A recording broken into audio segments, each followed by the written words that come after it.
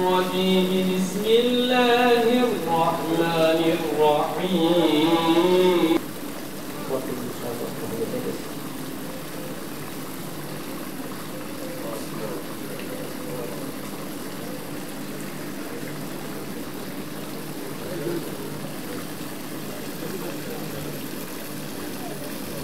Kitab-ı Mümin'imizde aslıyla Küllü nefsin zâikatul mevt thumme ileyna turcaun diyor. Her canlı ölümü tadacak ve bize döneceksiniz. Nerede öleceğimizi ancak Allah'ın bildiğini bizim bilmeyeceğimizi ifade ediyor. Asıl olan nedir? Azrail aleyhisselam geldiğinde ona hoş geldin diyebilmektir. Buluşma vakti geldi. Hazreti Muhammed'le buluşma vakti geldi. Yarın Ensar'la Muhacir'le kucaklaşacağım. Ne kadar güzel bir göçme düşüncesi. Dünya hayatı hanginiz daha güzel kulluk yapacaksınız diye Allah size ölümü ve hayatı verdi. Enfusahum ve emvalahum bi enne lehumul cennet.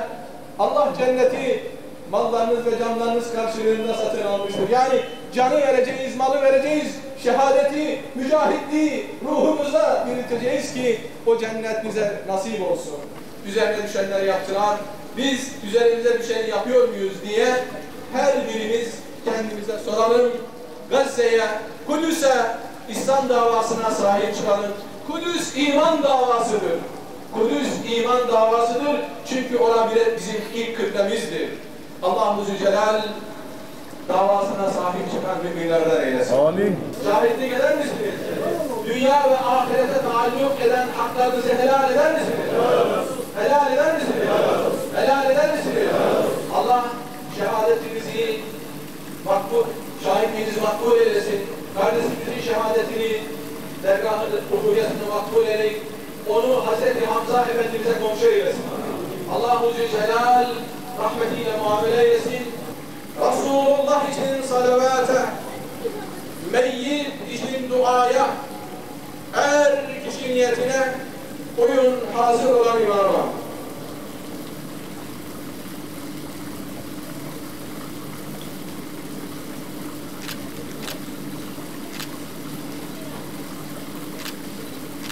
Allahu Ekber.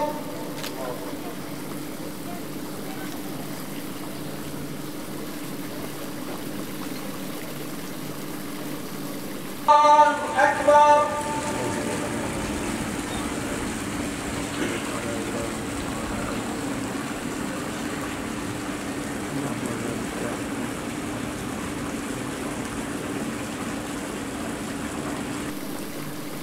Allahu Ekber.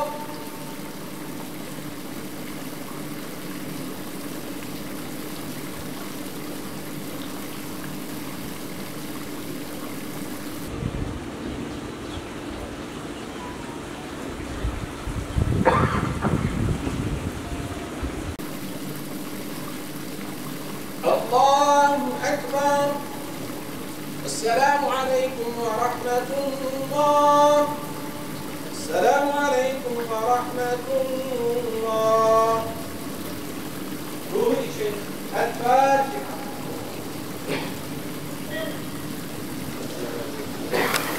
Allahu Ekber, Allahu Ekber.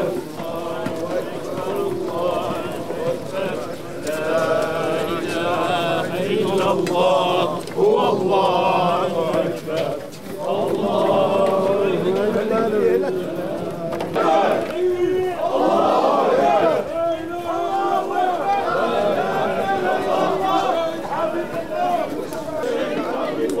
La ilahe illallah. Ve şehid Habibullah.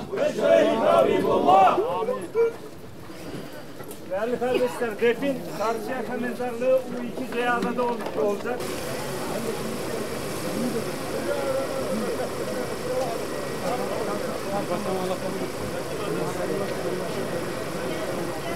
Var mı isteğin? Dönüşte konuşalım da. Biz de organize edelim.